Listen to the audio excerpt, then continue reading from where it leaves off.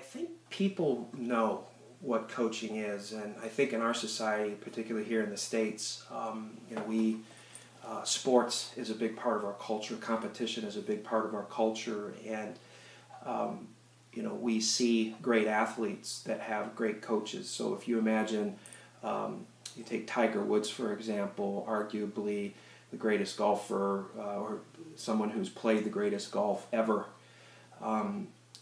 He has succeeded with the help of some great coaches. And so we all, I think, have kind of an idea of what coaching is, but when you talk about applying that concept to a professional endeavor like forensic science or anything, human resource management or engineering or whatever industry that you're in, coaching is about helping the individual bring out of themselves what they know is already in there. And one of the mistakes that people make when they think of coaching is to think of psychotherapy or working with a psychologist or a psychiatrist, which can be very important for people. Therapy is very different than coaching. Therapy is when you are trying to help an individual who's hurting. For whatever reason, there may be an illness, they may have suffered some kind of significant trauma. All of us experience it, and I think all of us at some point in our lives could probably benefit from therapy of some sort, but that's another story, I guess.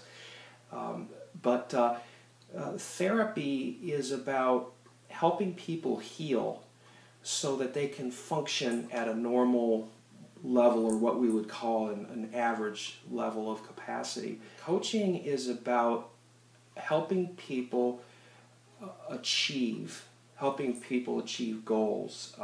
You're helping somebody who knows that they have potential that's untapped, but they feel that they need some assistance, or they want somebody to help them structure their thinking, help them to identify new ways of thinking, and also to hold themselves accountable, set deadlines, set goals, and this kind of thing. With coaching, the coach doesn't have the answers. What the coach has is the training, and my training's through the College of Executive Coaching, is we have the training to help the person that we're working with look within themselves, assess their own situation, and come up with a very solid approach to identifying what goals they want to work towards and then achieving them. And so, coaching can be very, very powerful, and I think all of us would benefit from coaching, and I think that's why it's really it's an increasingly looked upon tool to help people, not only in their professional lives but in their personal lives, achieve more than perhaps they even thought they could achieve. So, but what we do in the Forensic Foundations group is we can do it in a couple different ways. First of all, there's personal coaching and there's executive coaching. Executive coaching is a little more intense and it's a little more focused. But ultimately, they're all what you would call professional coaching, and there can be some also personal components to that too. But we can work with individuals. We can also work with groups. And so one of the things that I'm excited about is we're going to be setting up some group coaching workshops where we're going to get forensic scientists from around the country in very small groups, and we're going to set up coaching sessions where we work with small groups, and so that we can talk with them and they can also talk with each other.